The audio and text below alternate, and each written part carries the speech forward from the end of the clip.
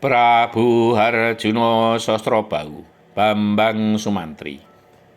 Sementara itu Prabu Dirgomuko marah menyaksikan ilmu gelap ngampar dikalahkan oleh ilmu rok-rok asem, karena ia sendiri pun memiliki ilmu itu, walau tidak sealiran dan tidak mengenal Patih Handoko Sumekar. Jika ilmu gelap ngampar yang aku miliki ini pasti tidak akan kalah oleh ilmu rok-rok asem. Handoko Sumekar belum tuntas ilmunya, geram Prabu Dirgomuka. Akan aku buktikan bahwa mereka semua dapat aku kalahkan, sesumbar Prabu Dirgomuko. Matahari telah jauh condong ke barat, namun sayembara harus segera dilanjutkan. Kini telah sampai ke babak akhir. Tinggal 2 pemenang untuk menentukan pemenang tunggal.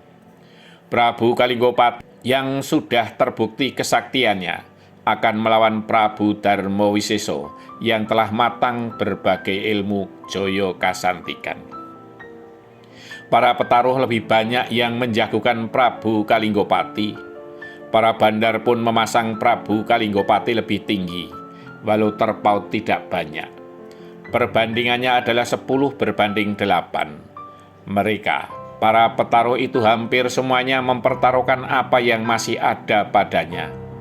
Kalau kalah biarlah habis kalian, namun kalau menang akan menang besar. Prabu Kalinggopati dengan kepercayaan diri yang tinggi akan mampu menaklukkan lawannya.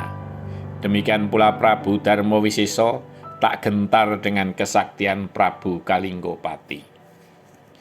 Para prajurit Magadha dengan cepat menyatukan 4 panggung menjadi sebuah panggung yang besar dan lebar di tengah alun-alun, agar para petarung leluasa untuk bertempur, sedangkan para penonton leluasa untuk menyaksikan. Bambang Sumantri merasa gelisah, karena belum mendengar derap kaki kuda yang menuju ke alun-alun itu. Jika para senopati yang mengikutinya sampai di kota raja, ia pasti mendengar derap kaki kuda. Bambang Sumantri masih bimbang apa yang akan ia lakukan. Sementara Bambang Sumantri dalam kebimbangan, Patih Citrowiryo telah berdiri di atas arena. Dengan suara lantang yang dilambari dengan ilmunya, sehingga suaranya menjangkau seluruh sudut alun-alun. Ia mengatakan, atas titah Sang Prabu Citrodarmo dan permintaan dari Gusti Putri Citrowati untuk mengangkat derajat sayembara ini ke tingkat tertinggi, maka pemenang terakhir masih harus bisa mengalahkan utusan dari negeri Mahespati. Terdengar hiruk-pikuk luar biasa dari para penonton, dan terlebih dari para peserta. Dan serta-merta Prabu Kalinggopati meloncat mendekati Patih Citrowiryo. Tidak! Itu tidak mungkin, teriak Prabu Kalinggopati, menggelegar menggetarkan alun-alun. Kemarahan yang dilampiaskan dengan ilmunya melalui suaranya. Tidak, tidak, teriak para penonton pula. Bambang Sumantri pun tergetar mendengar penolakan dari para peserta dan dari para penonton. Ia masih bimbang untuk bersikap. Sedangkan Prabu Darmawiseso masih diam, belum menentukan sikap.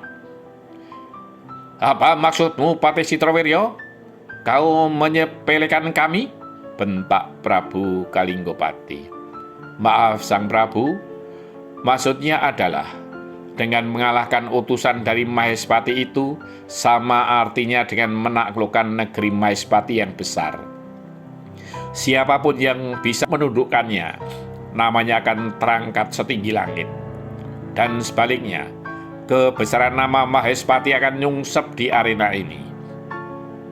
Dan Magadha, serta seluruh negeri-negeri yang ikut sayembara ini, tidak lagi silau oleh kebesaran nama Prabu Harjuno Sostrobahu. Dalih Patih Citrowiryo. Prabu Kalinggopati sedikit mereda kemarahannya, sedangkan Prabu Darmawiseso mengangguk-anggukkan kepala.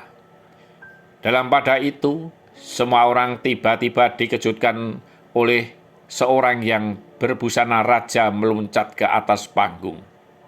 Seorang raja yang tinggi besar dengan mata memancarkan kemarahan. dan terlihat taring runcing di kedua sudut mulutnya. Ia pun berteriak tak kalah garang dan menggelegar. Teriakan yang dilambari ilmu gelap ngampar yang lebih matang dari ilmu Patih Handoko Sumekar. Tidak, itu tidak adil. Aku sudah menunggu lebih dari sebulan di negeri ini. Gugur gara-gara lawanku mutiar sekali aku hantam. Teriak raja itu yang tak lain adalah Prabu Dirgomuko. Lawan aku, lawan aku. Siapapun akan aku libas, tantangnya. Patih Citrowiryo bimbang untuk mengambil keputusan, karena ia juga belum menerima kabar tentang kedatangan utusan dari negeri Mahespati itu. Hei Citrowiryo, di mana utusan dari Mahespati itu? Akan aku robek mulutnya, dan akan aku cincang tubuhnya sekarang juga. Tantang Prabu Dirgomuko memegakkan telinga dan menggetarkan dada setiap orang.